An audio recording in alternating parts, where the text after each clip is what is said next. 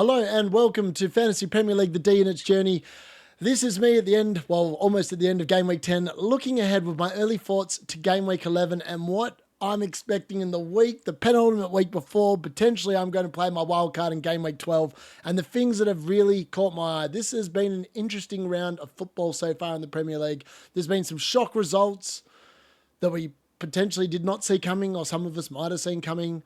There's been players that potentially are sitting on your bench, a bit like mine, that have got you points and you're not going to be able to get to those points unless Brian and Burmo's a dramatic laid out in the Fulham Brentford game. Look, let's get into it. Let's get into the talking points. There's a lot of things I noticed this week. There's a lot of things I got right, a lot of things I got wrong. But from there, let's crack straight into it. All right, so as you can see here, this is my team currently speaking. I am on 40 points because I know it says 44 there, but I did make 2 transfers in order to get rid of Erling Haaland for Mo Salah.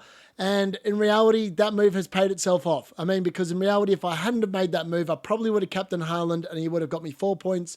But I bought in Salah, who got 9, doubled to 18, and Cunha came in, and we don't know what Smith Rowe's done. So maybe I got the sub wrong in terms of I should have kept Smith Rowe and got rid of Dwight McNeil.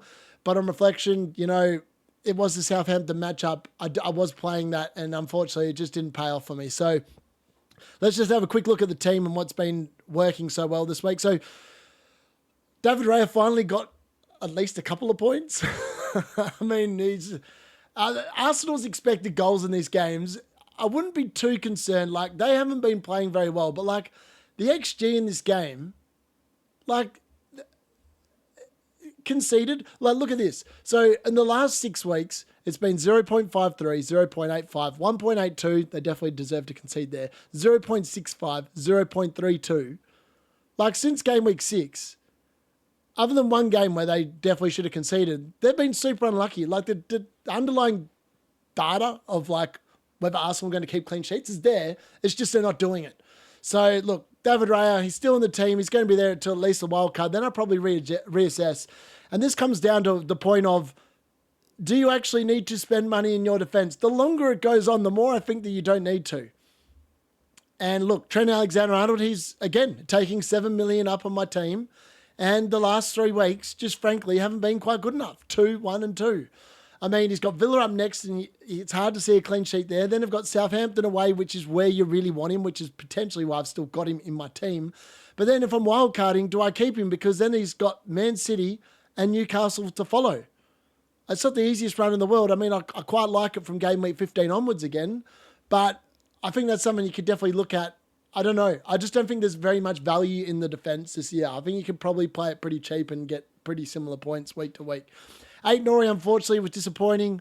Didn't do anything against Crystal Palace. James Justin didn't play. He actually sat on the bench, and that was surprising. I mean, he's played 90 minutes every week all season, and then all of a sudden he plays midweek, and then he's dropped, like against Ipswich away, like the game where I was like, oh no, mate, he's definitely in the team. He gets dropped. That's just infuriating. I can tell you that he's probably going on wildcard. I think he definitely has to go. It's just not good enough. And the Leicester run from here is, you know, it's not horrible, but it doesn't get any easier. And I'm scared of 18, 19, 20. So I think he probably needs to be moved on. Look, then we get on to my bench. So Robinson's actually going to play. Robinson's actually going to come in off my bench for James Justin. So I'm actually kind of hoping that Fulham do something. I hope he gets involved in an assist. He's due a return. I mean, if Fulham keep a clean sheet, it's probably going to boost my rank because in reality, most people that have got the players playing have probably got Wissa, Raul Jimenez, and Mbeumo. So a clean sheet 0-0 actually suits me quite well because Robinson's going to boost my rank further up. Any goals go in, and other than if they're a Mbeumo goal, then it's going to not really be helping my rank. So look, let's go with that. But let's talk about the Mo Salah trade. The Mo Salah to Erling Haaland definitely proved to be the right call this week in particular. Mo Salah's now got up to 43.1% ownership, whereas Erling Haaland's ownership is dropping close to 70%. It might actually be below 70% as of making this video, the time of me making this video. We'll have a quick look in a second at how much he actually costs. Oh, sorry, how many people still own him. I suppose Cole Palmer was disappointing. I'm not actually too sure why he got 3 points in the end. I'm assuming he got a bonus point, and I'm not sure what he got a bonus point for because he didn't really do much in yesterday's game, I didn't think. But yeah, he got a bonus point. No idea how. That's a low bonus point, 23, and he got a bonus point. That's okay. That's a bit generous. I think FPL's being a bit kind to him there. Dwight McNeil was disappointing. I mean, again, he did nothing. He created nothing against Southampton. Like, this is the team that gives up the most goals, and like he just disappointed. The 0.09 expected goal involvement, combining assists and goals expected. Like, what the hell, man? Can't even keep a clean sheet. Just all around disappointing, that move.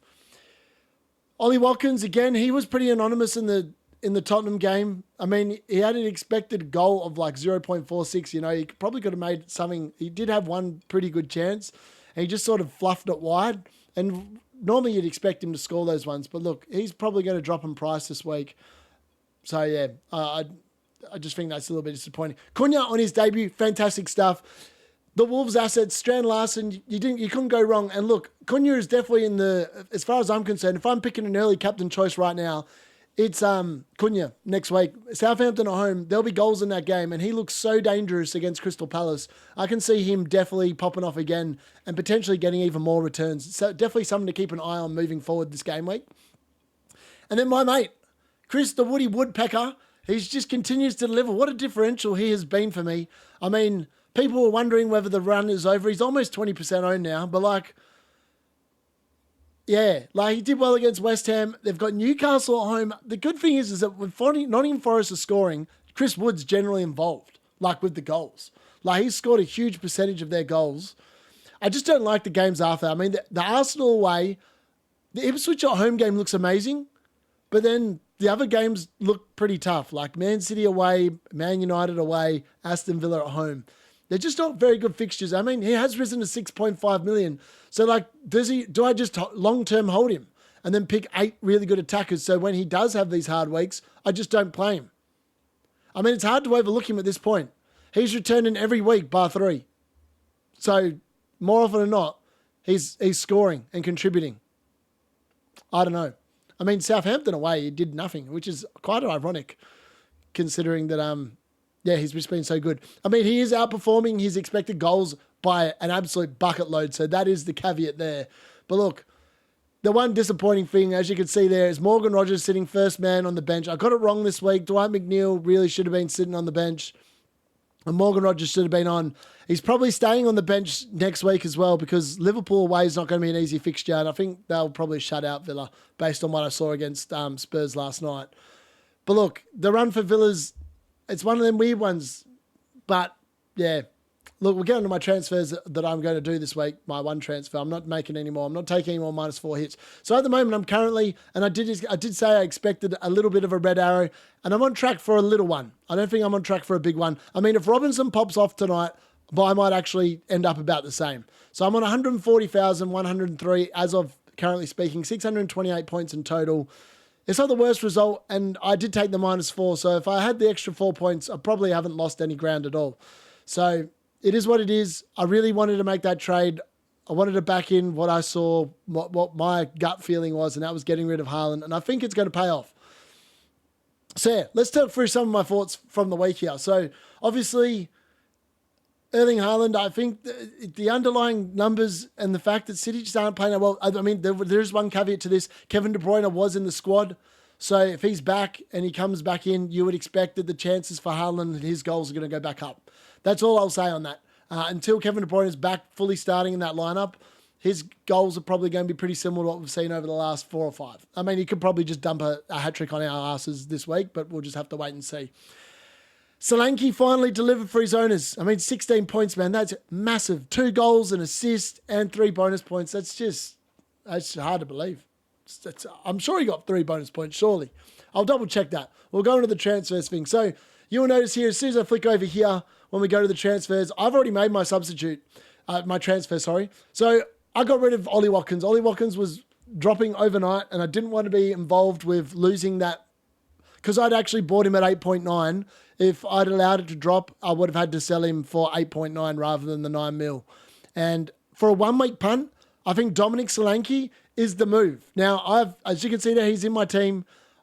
I just think that after he scored 16 points and he was well involved in the goals, he was just brilliant for Spurs in general. He was just really good. So, look, there's nothing more to say on that. I think his ownership will probably go up. Ipswich at home. The Man City away game afterwards is not ideal. And then he probably goes, if I am wildcarding on game week 12, he probably just goes back out. This is the classic 1 week punt. I've actually got so much money in my bank. I've got 5.2 million. I'm going to be saving 5.2 million. That's not in my squad this week. My team value, out of curiosity, is absolutely huge.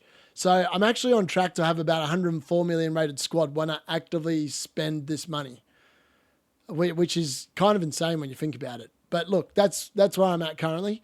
That's the transfer I've made because I think it makes the most sense.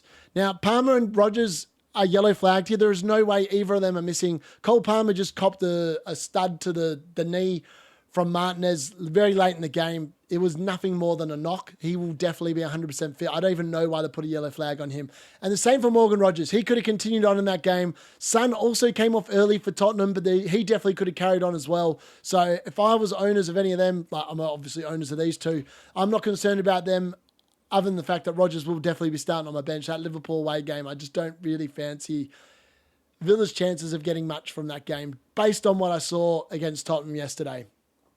So, like, look, if you got Solanke and you held him and you weren't one of those people that sold him this week, fantastic stuff. Now, what other 1 week punters are out there? So I actively thought about getting rid of Dwight McNeil for 1 week as well. And if I'd known that, if I'd actually bothered to do some research before I made my transfer this morning, I probably would have looked at the fact that Manchester City had Kevin De Bruyne on the bench. Now, if he actually starts, and we'll know more because obviously the Champions League is this game week, but he's no longer flagged. You can see him there. He's also a really good shout for a 1 week punt. I'm just not sure Brighton's the team you want to do it. Yeah. So look, that's my caveat there. Other really good 1 week punts. Bruno Fernandes from Manchester United. I know that sounds a little bit weird, and I don't really know what I think about the teams at the moment. Man United are definitely a very interesting prospect. I'm not sure how the new manager bounce is going to affect them. We don't know how they're going to really play. But Bruno Fernandes is a player that I think is definitely worth a 1 week, well, maybe even a 3 week punt. He's got Leicester at home, Ipswich away, Everton at home. I don't like him for the 3 games after that, but it's not a bad run. And he did score. He finally got his penalty. He got 10 points. He finally delivered. Let's talk FPL. Andy Wood is definitely in the category of he wants to keep him now. Like, he's owned by 7.2%, but he's definitely going to be in the differentials for this game week video because it's hard to overlook the next 3 weeks. And I think it's a short-term punt, particularly if you're wildcarding in game week 12 like I was. It was between him or Solanke, and the only reason why I went with Solanke instead of Fernandes is Dwight McNeil can drop in price, and I'm still going to be able to sell him for 5.6, which is likely to happen this game week. Whereas Ollie Watkins, I was going to lose that 0.1, which is the only reason why I picked Solanke. I think both are really good options. What else caught my eye? Bournemouth. Bournemouth definitely caught my eye this week. I know they beat City, which is obviously big news in and of itself. But I just want to pull up their players. So, Kirkez, I didn't even know this bloke played for Bournemouth. But, like, his underlying stats haven't been, like, he's actually been providing quite a few expected assists, almost 0.1 involvement a game, which is, well, per 90 minutes, sorry. That's not horrible data. Obviously, a lot of that was boosted by the fact that he got 2 assists against Man City, which is fantastic. So, look, he's an option, and Bournemouth's run opens up from here. I mean, they've got Brentford away this week. You expect them to score. You expect them to concede. Also, with Brighton, you'd expect them to concede. But they've got a nice little run of fixtures there where potentially they might keep some clean sheets, but there's also strong likelihood of more attacking returns. I really like the idea of taking a punt on a Bournemouth defender. And when I wildcard one of these blokes at 4.4, I think he might actually sneak into my team. Now, well done to the people that backed in the Nottingham Forest defence. Also, another real quick word here on Semenyo. I think he's also a really good week punt from here on in. And you would expect his ownership to go back up. He's obviously come through those hard run of fixtures, Arsenal, Aston Villa, and Man City. And look, he returned in one of the 3, which is more than what I thought he was going to do. So look, I think he's definitely worth a look as well. With that run of fixtures, Semenyo is definitely someone you could look at moving forward. And I think that's probably what you want to keep an eye out for. Chris Wood, as I said, he definitely remains a person, probably if you've, like me, and you've had him from the start, it's probably too hard to move him on. Like if you got to 6.6 and you got him for 6, like that's a lot of team value right there. I just don't think you can move him on at this point. And he just seems to keep scoring. So that's also amazing. Moving on from there, obviously the Wolves players, Aït-Nouri and Semenyo, the 4 yellow card. The other one that's really interesting, so Nicholas Jackson got himself booked yesterday as well. Nicholas Jackson just loves a yellow card. He's now on 4 yellow cards as well. So unfortunately, Jackson looked like a really good option in the forward line, particularly after this game week against Arsenal. But he's going to miss one of those games. There's no way he's getting to game week 19 and he's not going to get booked.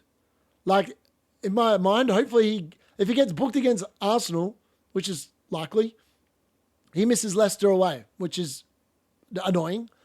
But then if he doesn't get that, he probably gets a yellow card against Villa. Then he misses Southampton away. I feel like these tough teams, he's always followed by a crap team. So he's likely to get the yellow card against a good team, you would think. I don't know. I'm not sure. I'm just speculating. But I'd be concerned that he would miss one of those games, and those are the games I would really want him in. So I'm not sure if that changes my opinion on him, but it's definitely something to keep in mind, particularly moving forward. Now, Arsenal, what is going on with them? I know they keep conceding goals, but are they the real deal? Like, they're not scoring enough. Like, obviously, Saka played, and they just didn't create much against Newcastle. Newcastle played pretty well, to be fair, as well. And Newcastle assets are maybe someone you got to look at. I mean, Isak's actually worth a punt. His underlying numbers in terms of goals created, goals scored, is actually looking really good. So I would think that potentially he's also someone that you could probably look at moving forward. So on to the leagues. So again, if you want to join the league, check the link in the description. I have the league code there. Please feel free to join. And this week, there hasn't been a hell of a lot of movement at the moment. So yeah, look, competitive edge is... He's obviously moved to the top and, well, look, let's look at his team. He's actually only got Mbeumo to come, so I will potentially catch him. Well, not this week, obviously. I'm not going to roll in. Robinson's not going to score me 30 points in 1 week, but I'm not too concerned there. But the person I want to shout out to, Diesel, again, he's been fantastic. He he made 4 transfers here for -8. Oh, actually, you might not be the top scoring person anymore, Diesel. You take -8 points, 67. So in reality, you've only actually scored 59. All right, you're no longer the top scoring team in this thing. That's just lying. All right, so 59. Is there anyone but 59? Yes, there is. Jack Kirkby is on 60. I think he might be the top scorer. Oh, I can't believe that. Unbelievable. So, Ivan Pony. Shout out to you, Jack. You're actually going to lead it. I think you're going to be overtaken tonight once the last fixtures come in. But he had Dominic Solanke captain. What a pick. Unbelievable. 32 points, 16 doubled. Thank you for coming. That would definitely rocket you up with a green arrow.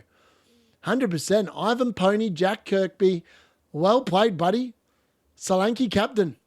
Who would have predicted that? I mean, like, when you look at his team, who else is he going to pick? Based on the fixtures they had, Saka was away at Newcastle. Palmer was obviously away at Man United.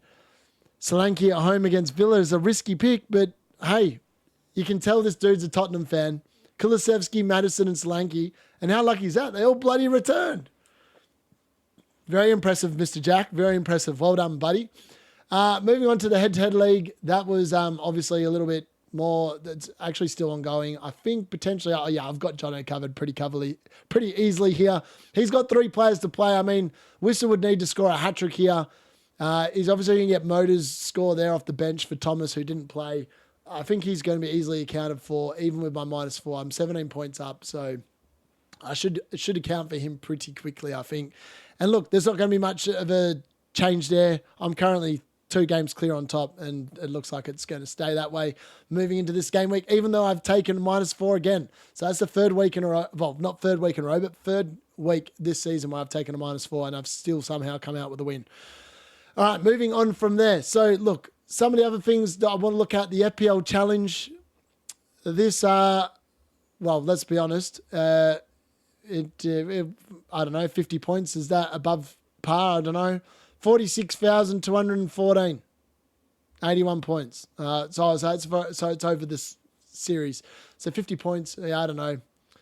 Someone got 81. So, I mean, Cole Palmer won a few free kicks. So I picked the captain almost right, but Saka got 12 here. So I don't know. It's not too bad. Could have been better. I thought Virgil van Dijk might have done a bit more, but alas, he did not. So look, that's not too bad. But it is. It's FPL Challenge. It is what it is. So moving ahead to next week, I just want to have a quick look at the fixtures. What we have a look at here. So the fixtures that we've had, obviously, we're still going to see probably the fixtures for this week because we're still in this game week. So yeah, you can see Fulham, Brentford there. Brentford actually kick off the game week 11 as well. So that's Brentford have been playing some entertaining football. The only problem is that they concede as many goals as they score. So you never know what you're going to get there. But I would expect Brentford probably to get a home win, but I wouldn't be surprised if Bournemouth scored a couple as well. It could be a really high-scoring game, that one. Crystal Palace against Fulham. I feel like it's going to be a quite cagey affair. It could be a 1-0.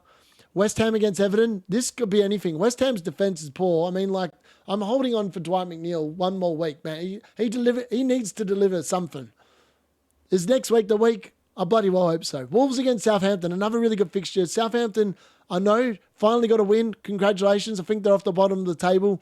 But I would expect Wolves here to account for them easily. Wolves are going to get themselves off the bottom of the table, and I think they'll get their first win of the season against Southampton there. Brighton against City is going to be interesting. City don't travel as well. They just look a little bit vulnerable, I think, at the moment with all their injuries, so that's something to keep in mind. Villa against Liverpool. I just don't think this is going to be a high-scoring game week, unless you own a lot of Spurs assets and they pop off against Ipswich, and you have a lot of Wolves assets and they pop up against Southampton. I think it's going to be quite a cagey affair. I think, obviously, Arsenal and Chelsea play as well, so I'm not sure if that's going to be like a high-scoring game. I mean, it could be, but we'll have to wait and see.